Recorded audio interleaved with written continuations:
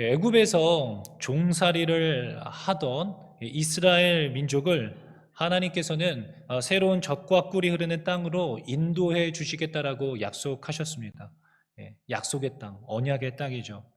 그리고 실제로 애굽을 초토화시키고 나서 이스라엘 백성들을 애굽에서 끄집어 내셨습니다.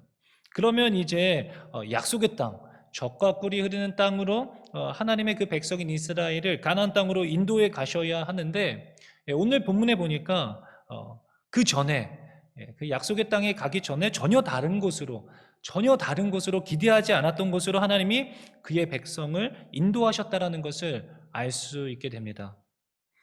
왜 그곳으로, 왜 광야로 부르셨을까? 하나님께서는 그곳에서 이제 자신의 자녀가 된 자녀들에게 한 가지 꼭 알려주고 싶으셨던 것이 있으셨던 것입니다. 그래서 광야로 부르셨던 것이죠. 오늘 그 자녀들에게 알려주고 싶으셨던 그 진리를 깨달아라 거룩한 주의 자녀로서 이 땅 가운데 승리의 삶을 살아내실 수 있는 저와 여러분들 되실 수 있기를 예수님의 이름으로 축원합니다. 하나님께서 이스라엘 백성들을 광야로 인도하셨습니다. 2절의 상반절에 보니까 내 하나님 여호와께서 이 40년 동안에 내게 광야 길을 걷게 하신 것을 기억하라 라고 말씀하시고 있습니다. 광야죠, 광야. 광야는 어떤 곳입니까? 아무것도 의지할 것이 없고 내가 가지고 있는 어떤 것도 의미가 없고 소용이 없는 철저히 죽음의 땅이요, 소망이 희망이 없는 땅, 그것이 바로 광야죠. 내가 가진 재산이라든지 어떤 힘이라든지 권력, 젊음, 인맥, 그런 것들이 전혀 아무것도 소용이 없는 곳입니다. 그렇게 서서히 죽어가는 것, 죽음을 기다릴 수밖에 없는 것이 바로 광야죠. 이런 시간들이 우리에게 어김없이 찾아올 때가 있음을 우리는 인생을 살아가면서 깨닫게 됩니다. 부인하고 싶고 인정하고 싶지 않지만 그런 시간들이 우리에게 찾아와요. 여기서 광야와도 같은 시간을 보내지 않으신 분들이 여기 있겠습니까? 모두가 다 한 분도 빠짐없이 그런 시간들을 지나오신 분들이실 것입니다. 모든 소망이 끊어지고 철저히 혼자가 되어버린, 너무 괴롭고 힘들고, 그렇게 되어지다 보면 점점 그 시간이 길어지다 보면 이제 더 이상 기운이 빠지고 그냥 죽어버렸으면 좋겠다, 그런 마음이 드는 곳, 그곳이 바로 광야죠. 저희 어머니도 언젠가 제게 그런 이야기를 하셨던 적이 있습니다. 과거를 회상하시면서 그때 정말 엄마 죽고 싶었어, 엄마 정말 살고 싶지 않았다, 그런 이야기를 하셨던 적이 있었습니다. 그것은 우리 모두의 고백이 아니겠습니까?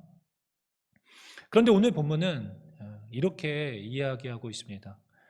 내 하나님 여호와께서 이 40년 동안에 내게 광야 길을 걷게 하신 것을 기억하라. 하나님 아버지께서 우리를 광야로 걷게 하셨다는 것입니다. 하나님 아버지께서 우리를 광야로 걷게 하신 분이 하나님이시라고. 만약 하나님께서 나를 이곳 가운데 부르시고 이곳으로 걷게 하셨다라는 것을 우리가 깨달아 알게 되어지고 인정할 수 있게 되어진다면 우리는 달리 생각해 볼 수 있는 여지가 생깁니다. 그것은 바로 무엇이냐면, 무슨 이유가 있어도 있으시겠구나.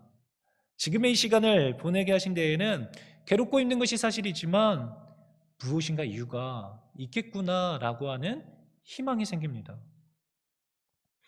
요 얼마 전에 저희 그 아내가 복통이 너무 심해가지고 병원에 갔었습니다. 그러니까 의사 선생님께서 담낭에 이제 쓸개죠, 돌이 생겼다, 담석이죠. 그래서 담낭에 이제 돌이 생겼다, 담석이 있으니까 이제 담낭을 제거하는 수술을 해야 됩니다라는 이야기를 했었습니다. 전신 마취를 하고 배에 구멍을 3개나 뚫어야 된다는 거예요. 그래서 복강경, 이제 뭐 이렇게 배를 이렇게 열지 않고 구멍을 뚫어서 수술을 한다라는 거죠. 저는 이제 전신 마취하고 그런 수술을 한다고 하니까 걱정도 되기도 하고 수술 안 했으면 좋겠는 거죠.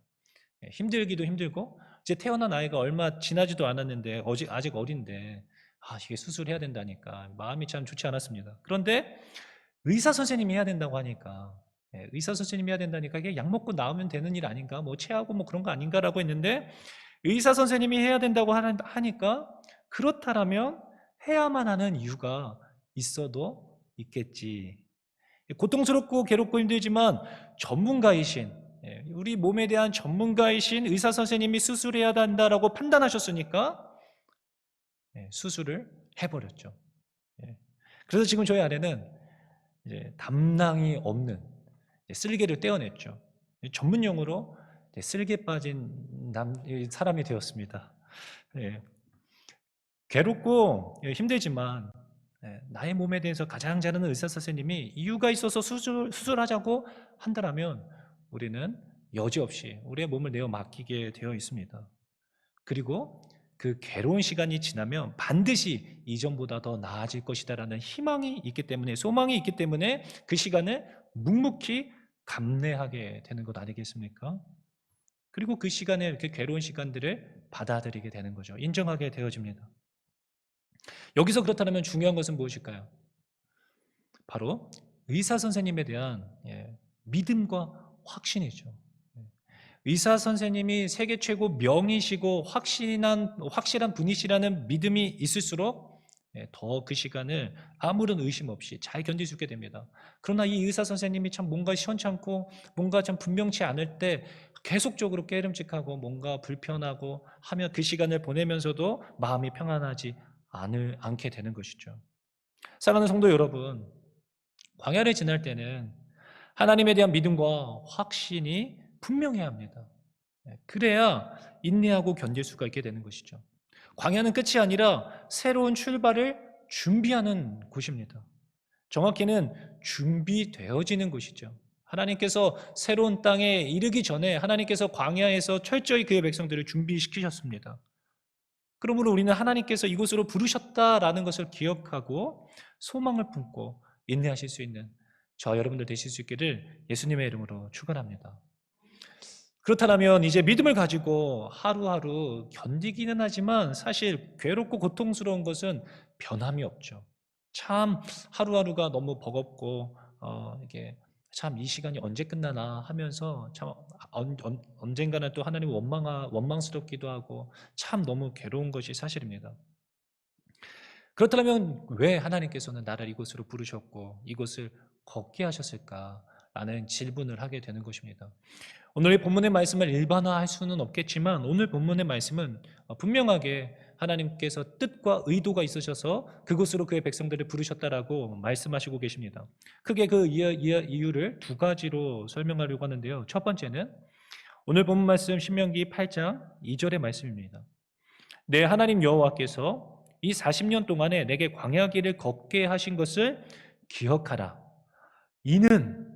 이는이라고 하는 단어는 왜냐하면 너를 낮추시며 너를 시험하사 내 마음이 어떠한지 그 명령을 지키는지 지키지 않는지 알려 하심이라.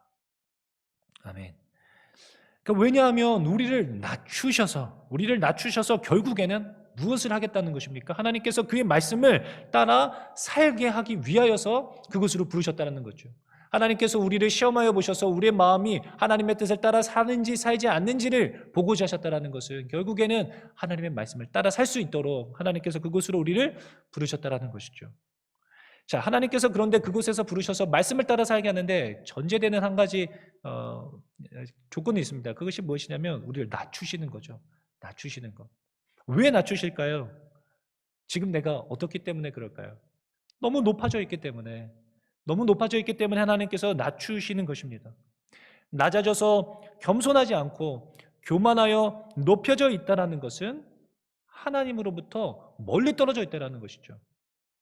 하나님께 가까이 나아가면 나아갈수록 우리들은 빛 대신 하나님과 가까워지면 가까워질수록 나의 죄와 허물은 더 드러나지만 그 수많은 죄악들을 보시지 않고 가리워주시는 예수님의 은혜와 사랑 때문에 고개가 숙여지고 감사할 수 있게 되는 것이죠. 이건 당연한 원리 아니겠습니까? 하나님 앞에 나아가면 나아갈수록 우리는 고개를 숙이며 하나님의 그 은혜와 사랑에 감사할 수밖에 없습니다. 겸손한 마음으로. 그러나 하나님으로부터 멀어지면 멀어질수록 내가 내 인생의 왕이 되기 시작하게 되죠. 교만해지게 되어 있습니다. 교만하게 되면 내가 지금 쥐고 있는 것들로 내 삶을 마음껏 내가 마음대로 원하는 대로 살아가게 되죠. 마치 하나님이 없어도 살 수 있는 것처럼 살게 됩니다. 그게 교만이죠. 사랑하는 성도 여러분, 하나님은 이처럼 높아져 있는 자들을 높아져 있는 자들을 반드시 광야로 부르셔서 낮추시는 분이심을 여러분 기억하시기를 바랍니다. 사무엘하 22장 28절 말씀에 보면 주께서 곤고한 백성은 구원하시고 교만한 자를 살피사 낮추시리다 라고 말을 하고 있습니다. 교만한 자를 살펴서 낮추신대요. 교만한 자를 살펴서. 너무 무섭죠. 심지어 베드로전서에서는 하나님은 교만한 자를 대적하신다라고 말씀하시고 있습니다. 인생을 살면서 적을 만들면 안 된다라는 말이 있잖아요. 참으로 어리석고 두려운 것은 하나님을 적으로 만드는 것이죠. 교만한 자들은 스스로 하나님을 적으로 만들고 있는 것입니다. 여러분, 내가 조금 교만한 것 같다라고 생각되어 주시는 분들 계십니까? 하나님이 그렇다면 나는 너의 적이다. 난 너의 적편에 서시겠다라고 말씀하시는 것입니다. 오늘 금요일인데요. 나의 한 주간의 삶을 되돌아보십시오. 나는 어떻게 한 주간의 삶을 살아왔는가? 교만한 자들의 특징은요. 교만한 사람들의 특징은 사람들이 답답해지기 시작합니다. 그리고 사람들을 정죄하게 되어지고 판단하게 되죠. 그리고 결국에는 한심스럽게 사람들을 생각하게 됩니다. 그러다 보면 짜증이 늘기 시작하죠. 한심스럽기 때문에 짜증이 납니다. 그리고 화를 내게 되어져 있습니다. 더 두려운 것은 교만한 자들은 하나님의 말씀을 의지하기보다 자신의 경험과 지식을 의지하기 시작합니다. 그러다 보니 말씀과 기도 생활을 대수롭지 않게 생각하기 시작합니다. 하나님께서는 말씀과 기도 생활에 대하여서 참으로 중요하다. 하나님 앞에 나와 말씀을 듣고 기도하는 것 참으로 중요하다. 계속 말씀하셨지만 한 귀로 듣고 한 귀로 흘려버리는 것이죠. 이것도 교만하기 때문에 할 수 있는 것입니다. 자신에 대한 믿음 때문에 그렇게 행동하는 것 아니겠습니까? 아무리 말해도 안 될 때 하나님께서는 이처럼 그 교만한 자, 높아진 자들을 광야로 부르시는 것이죠. 철저히 낮추시는 시간. 오직 하나님만 바라보고 하나님만 의지할 수뿐이 없는 시간과 공간으로 하나님께서는 우리들을 부르시는 것입니다. 그러므로 어쩌면 이 광야의 시간은 은혜 시간이죠. 하나님께서 그를 고치시기 위하여서 영혼의 메스를 드시고 수술을 집도하시는 것처럼 그의 삶을 바로잡기 위하여서 하나님께서는 강수를 두시는 것이죠. 은혜이죠. 고쳐주시겠다 말씀하시는 것이니까. 우리는 이 광야에서 여지껏 내가 의지하였던 것, 경험과 지식, 부와 명예, 인맥 아무것도 소용없게 되어짐을 통하여서 우리는 그곳에서 이제는 내가 더 이상 의지할 것이 없기 때문에 지푸라기라도 잡는 심정으로 하나님 앞에 나와 꼬꾸라지기 시작하는 것입니다. 그리고 하나님의 말씀을 붙들기 시작하는 것이죠. 그러면 그때부터 그제서야 하나님께서 은혜를 베풀어 주시고 하나님을 경험할 수 있게 되어지는 것입니다. 하나님의 은혜를 체험하게 되는 것이죠. 분명히 내 앞에 홍해가 있었는데 말도 안 되게 홍해가 갈라지는 것입니다. 마실 물이 없었는데 반석에서 물이 터져 나오는 거예요. 하늘에서 만나가 내리고 메추라기 떼가 날라옵니다. 아무리 애써도 회복되지 않았던 가정이 회복되기 시작합니다. 어떻게든 가정을 회복시켜 보려고 이렇게 저렇게 애를 썼었는데 하나님 앞에 나와 엎드리기 시작하니까 가정이 회복되기 시작하는 거예요. 하나님의 말씀을 따라 씨름하기 시작하니까 마음이 분주하고 두렵고 염려가 가득하였던 내 마음이 평안히 찾아오기 시작하는 것입니다. 삶의 무게를 하나님께 내어 맡겨 드릴 수 있게 되는 것이죠. 또 가난이라고 하는 저주가 나의 삶 가운데 떠나가게 되는 것을 경험할 수 있게 됩니다. 또 그토록 나를 힘들게 하였던 사람이 박살나게 되는 것, 그 사람의 인생이 정말 허물어지는 것을 보게 되는 경험도 하게 됩니다. 얼마 전에 어떤 한 청년이 만나서 이야기하는데 그런 이야기를 하더라고요. 어, 마치 하나님께서 나의 인생을 이렇게 여시듯이 나를 정말 괴롭게 하고 힘들게 하였던 그 사람들이 내 앞에 있었는데 그 사람들이 정말로 불쌍할 정도로 이렇게 하나님께 혼인하는 것을 보면서 참 마음이 은혜가 되면서 한편으로 미안하기도 했었다라는 말을 하더라고요. 그래서 자신을 정말로 힘들게 하였던 그 사람에게 케이크 기프티콘을 보내줬다고 하더라고요. 아, 잘했다. 제가 그런 이야기 했었습니다. 그렇게 하나님의 그런 은혜들을 말도 안 되는, 내가 한 것이 아무것도 없는데 그전에는 그렇게 이를 악물고 열심히 막 하려고 애를 썼을 때는 되지 않는 것들이 하나님을 붙들기 시작하면서 해결되어지는 것들을 경험하기 시작하는 거예요. 마치 실타래가 풀려지듯이 삶에 묶여있던 문제들이 하나하나 풀려지기 시작합니다. 너무 신기한 거죠. 광야의 한가운데에서 하나님의 도우심이 아니고는 설명할 수 없는 일들이 내 삶에 벌어지기 시작합니다. 우리는 그제서야 교만을 내어 던져버리고 이렇게 고백할 수 있게 되는 것입니다. 아, 사람이 떡으로만 사는 것이 아니라 하나님의 말씀으로 사는 것이었구나. 너를 낮추시며 너를 줄이게 하시며 또 너도 알지 못하며 내 조상들도 알지 못하던 만나를 내게 먹이신 것은 사람이 떡으로만 사는 것이 아니요 여호와의 입에서 나오는 모든 말씀으로 사는 줄을 내게 알게 하려 하심이니라. 아멘. 이 말씀을 깨달아 알게 되는 것입니다. 하나님께서는 이 진리를 알려주시기 위하여서 이 광야의 길 40년을 걷게 하시고 만나를 먹이셨던 것입니다. 이 만나가 무엇입니까? 매일매일 채워주시는 하나님의 은혜죠. 내일을 염려할 필요가 없어요. 내일 또 주실 거니까. 내일 또 주실 거니까. 이것을 계속 먹으면서 하나님께서 나의 인생을 책임지고 계시다라는 것을 깨달아 알아가는 것이죠.